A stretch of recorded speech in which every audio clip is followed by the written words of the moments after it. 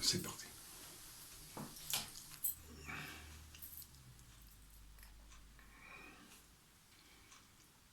Bonsoir, peuple de Dieu. Aujourd'hui, on est dimanche, le 15 mars 2026. Et je vous souhaite la bienvenue dans l'église des révélations. Si je vous souhaite la bienvenue, c'est parce que je suis heureux. Je suis heureux de voir que vous venez chaque jour prendre connaissance du véritable évangile.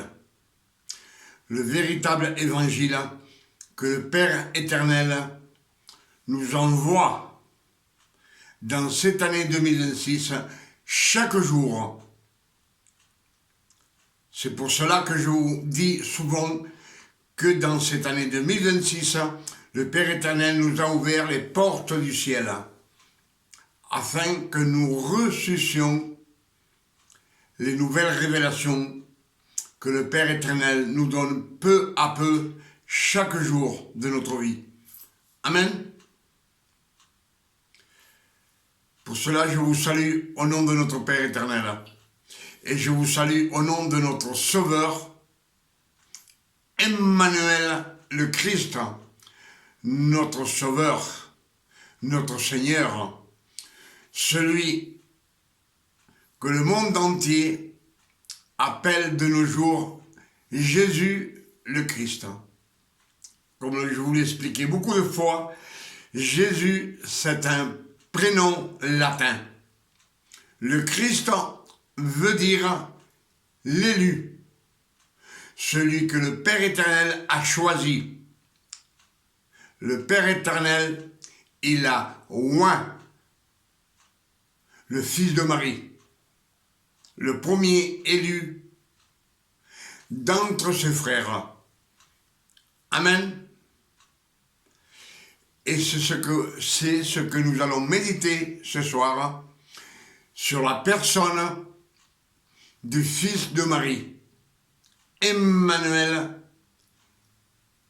le Christ. Emmanuel, Dieu parmi nous. Le Christ, l'élu. Amen.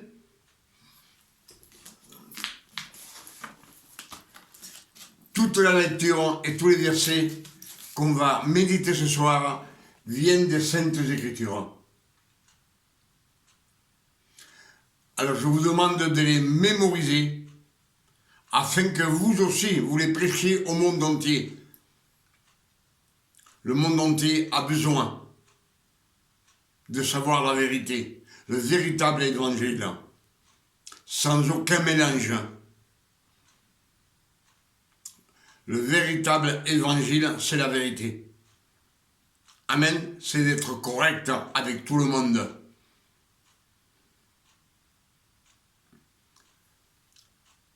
Alors soyez attentifs afin de recevoir à 100% des nouvelles révélations que le Père éternel nous donne ce soir.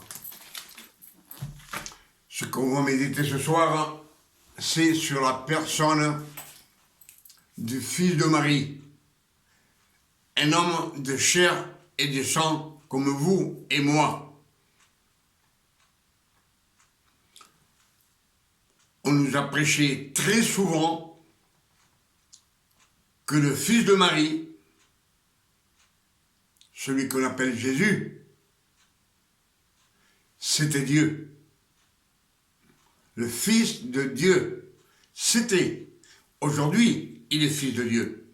Mais à nous, on nous a dit qu'au commencement, avant la fondation du monde, il était là. Et en général, c'est des erreurs, car les Écritures nous disent que non, qu'il n'était pas là. Dieu, il y a un seul Dieu. Dieu, la parole et le Saint-Esprit. Plus personne. On dit souvent le verbe c'est la parole. Amen. C'est pour cela que Éphésiens 1, verset 4 nous dit Ephésiens 1, verset 4 nous dit, Dieu nous a choisis avant la fondation du monde. Il nous a élus en Christ. Là, il n'y a aucun nom de Jésus, aucun prénom de Jésus. En Christ. Mais en Christ, c'est une phrase hébraïque qui veut dire l'élu. C'est pour cela que je vous dis que beaucoup d'écrivains, les latins, ils ont mis sur les Écritures des erreurs que le Père éternel nous révèle dans cette année 2026. Amen. Puisqu'il nous dit que le Père éternel nous a élus, il nous a choisis en Christ. Donc il nous a choisis dans l'homme que le Père éternel a choisi, l'élu. L'élu. Amen. Et les Écritures nous disent, afin que nous soyons des saints avec une auréole, et que nous soyons irrépréhensibles. Irrépréhensibles, cela veut dire que personne ne peut nous pointer du doigt. Car si nous avons été élus et choisis par l'élu, le Christ, on a sa sainteté sur nous. La sainteté que le Christ nous donne. Amen.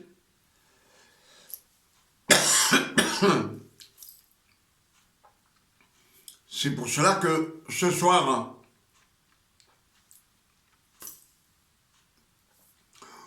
on va méditer sur cet homme de chair et de sang, qui est le fils de Marie, Emmanuel, l'élu. Emmanuel qui veut dire Dieu parmi nous. Donc le Père éternel a mis des pouvoirs sur cet homme. Il avait aussi mis des pouvoirs sur Moïse. Le Père éternel dit à Moïse, tu seras Dieu pour Pharaon. Et ton frère Aaron sera ton prophète. Donc il avait mis des pouvoirs sur Moïse. On sait qu'avec le bâton, il a ouvert la mer Rouge. Amen.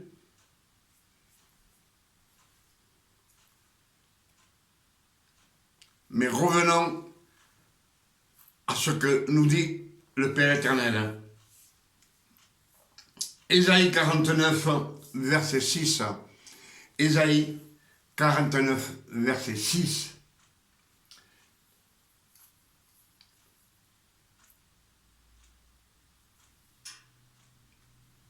On va aller un petit peu plus en arrière, excusez-moi. On va aller un petit peu plus en arrière, et je vais prendre un petit peu d'eau parce que je suis soif.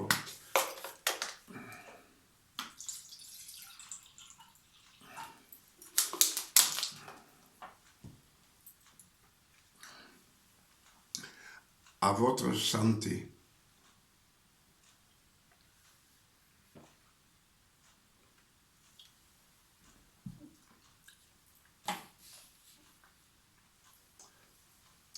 Ésaïe 42, verset 1 nous dit, « Je vous envoie mon serviteur. Je vous envoie mon serviteur. » Donc, c'est pas le Père éternel lui-même qui s'envoie. Non, il dit, je vous envoie mon serviteur.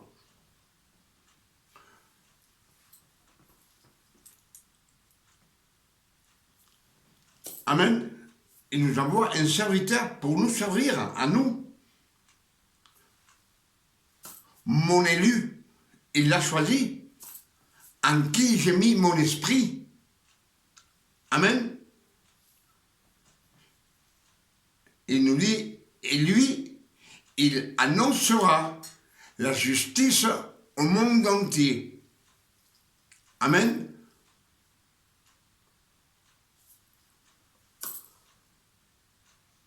Il nous envoie un serviteur. Il nous dit, lui, il annoncera, il doit annoncer. Il a un travail à faire, ce serviteur. C'est annoncer la justice de Dieu au monde entier. On sait que la justice de Dieu, comme je vous l'ai expliqué beaucoup de fois, ce sont les 10 commandements.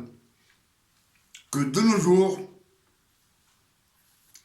ces 10 commandements gouvernent le monde entier. Même les pays incrédules sont gouvernés par les 10 commandements.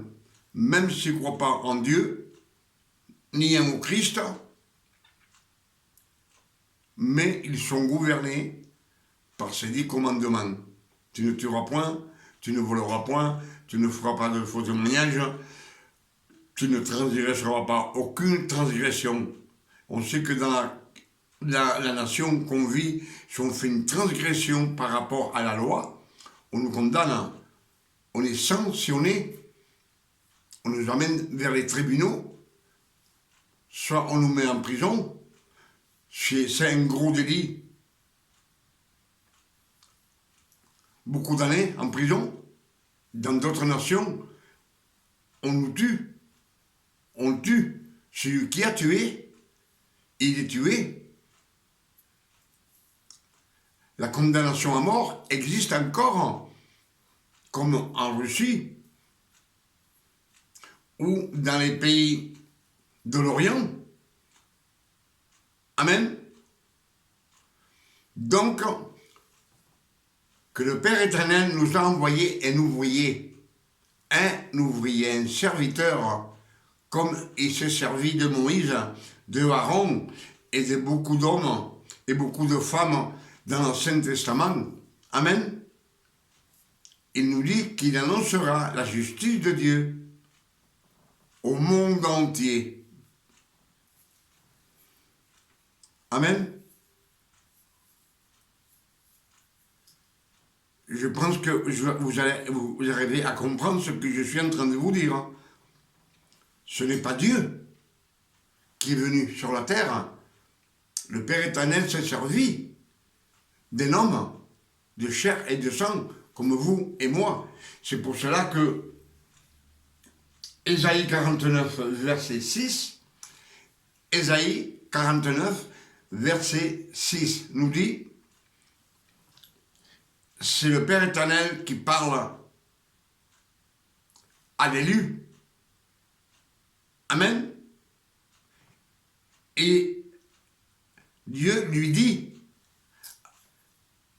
à l'élu, au fils de Marie, c'est peu que tu sois mon serviteur pour relever les tribus de Jacob et de ramener les restes d'Israël. Amen. Comme je vous le dis, il nous dit, Ésaïe 49, verset 6, « C'est peu que tu sois mon serviteur pour relever les tribus de Jacob et pour ramener les restes d'Israël. Je t'établis à être la lumière du monde. » Je t'établis pour être la lumière du monde. La lumière du monde, on sait que c'est la parole. C'est elle qui nous éclaire, surtout. C'est elle qui nous dit la vérité. C'est la parole. La parole a été écrite par les hommes, mais inspirée par le Saint-Esprit lui-même, Dieu lui-même. Amen. Je pense que vous êtes d'accord avec moi. Et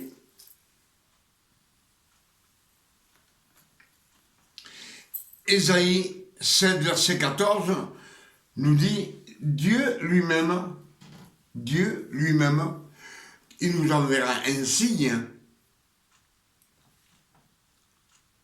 la jeune vierge sera enceinte et elle enfantera un fils. Et elle-même lui donne le nom de Emmanuel, Dieu parmi vous.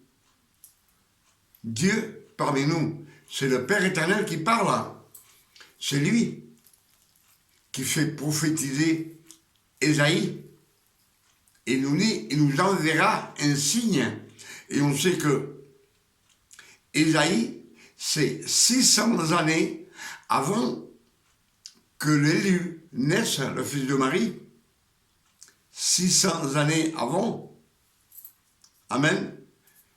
Il ne lui a jamais donné un nom de Jésus, un prénom de Jésus, sachant que la doctrine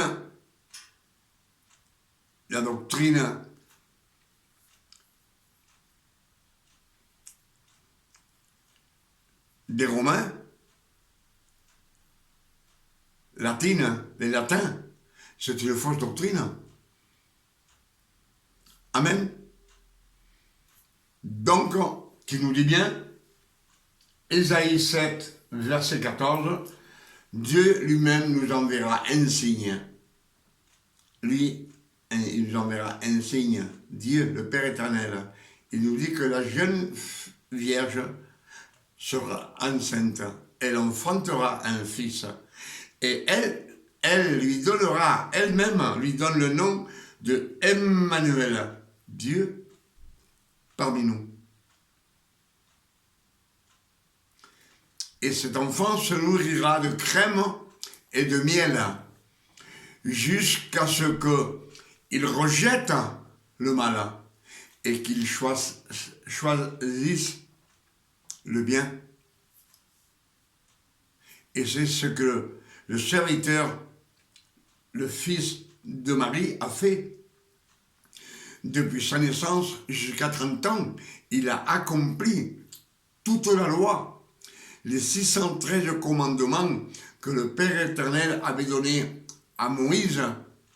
C'est une malédiction qu'il leur avait mis sur le dos, puisque personne ne peut accomplir cette loi.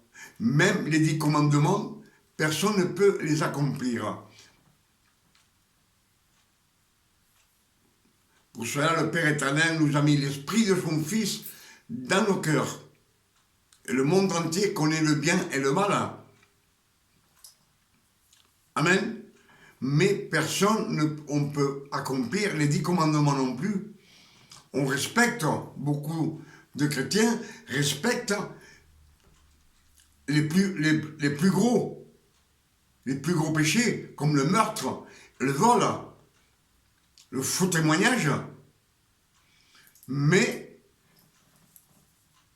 les petits commandements, comme le mensonge ou l'orgueil, on l'a toujours présent devant nous. Il est toujours là dans notre bouche. À n'importe quel moment, le mensonge sort de notre bouche. À n'importe quel moment, on a l'orgueil de dire oui, moi, parce que moi, et c'est toujours moi, et pas les autres. Amen.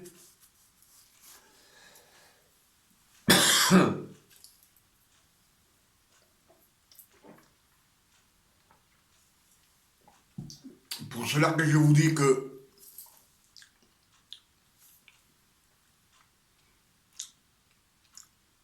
le Fils de Marie, c'est un homme de chair et de sang que le Père éternel a choisi. Comme il nous dit, il a choisi avant la fondation du monde. Le peuple élu a été choisi avant la fondation du monde. Le peuple hébreu, simplement. Eux seulement, pas le reste.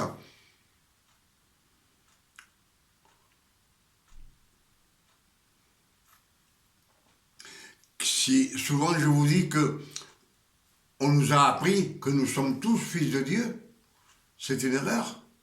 C'est une erreur. Car Dieu lui-même nous dit, il a créé les anges. Il les a créés. C'est pas ce fils. Il a créé l'homme. Il l'a façonné de la poussière de la terre. C'est pas son fils. Il a créé la femme du côté de l'homme. C'est pas sa fille. Amen. Mais cette création, l'homme et la femme, Dieu avait créé un jardin d'Éden. Le jardin d'Éden sur la terre. Et il les gardait sous sa protection, sous sa sainteté du Père éternel, jusqu'au jour où ils péchèrent. Et quand ils ont péché, et le Père éternel les a fait partir de sa sainteté. Et ils sont sortis du jardin d'Éden dans le monde où il y a le grincement de dents et les pleurs, la mort, les douleurs, le mensonge, la maladie. Amen. Je pense que ces versets que je vous ai dit, Ésaïe 42, verset 1 nous dit, je vous envoie mon serviteur, mon élu. C'est lui qui l'a élu. Il l'a élu comme tant d'autres élus. Amen. Ésaïe 49, verset 6 nous dit, c'est peu. C'est le Père éternel qui parle à l'élu, au fils de Marie.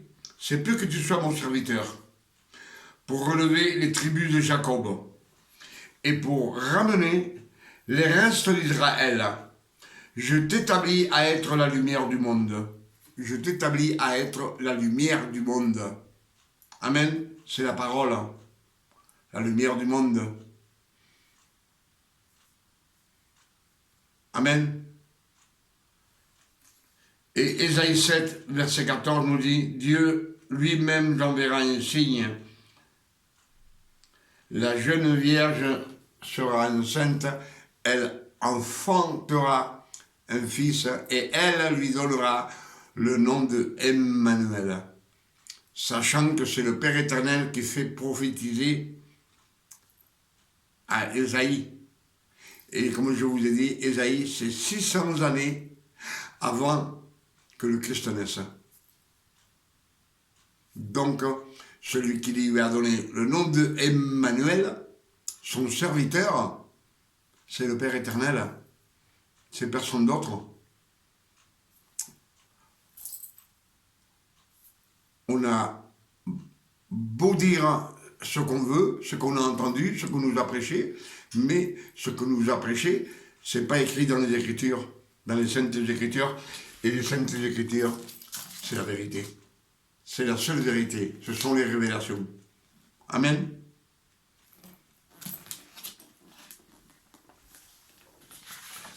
Les révélations, c'est pour cela que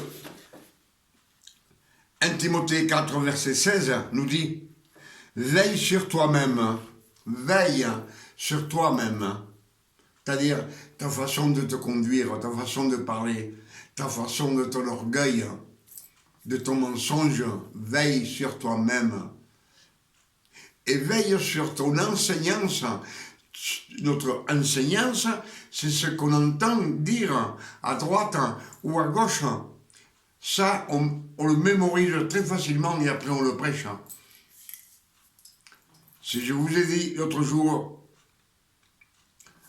que on ne peut pas mélanger la loi et la grâce. On ne peut pas la mélanger. Amen. Si on mélange, si on fait, on pratique des commandements dans nos églises, comme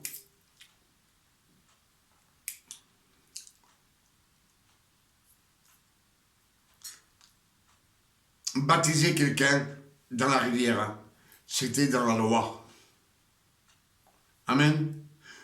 condamner un chrétien parce qu'il a péché, lui a enlevé, le privé de la Sainte Seine, c'est revenir à la loi. Il n'y a que dans la loi qu'on condamne, dans la grâce, tout est permis. Amen. C'est ce que nous disent les Écritures. Si vous vous mettez à genoux pour demander au Père éternel pardon parce que vous avez péché, vous revenez à la loi. C'est dans la loi qu'il fallait faire se mettre à genoux et demander pardon, puisque nos pardons ont été effacés sur la croix de Golgotha par notre Sauveur Emmanuel le Christ, notre Sauveur. Amen. Ça a été effacé.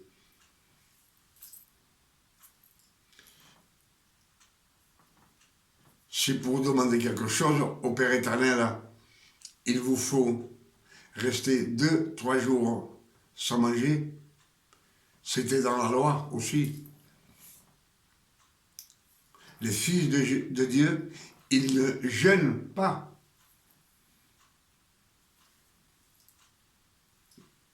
Le Christ, après son jeûne de 40 jours et 40 nuits dans le désert, le peuple nous dit que c'est un gros mangeur et un gros buveur. Donc, il restait pas sans manger. Amen. Alors, évitez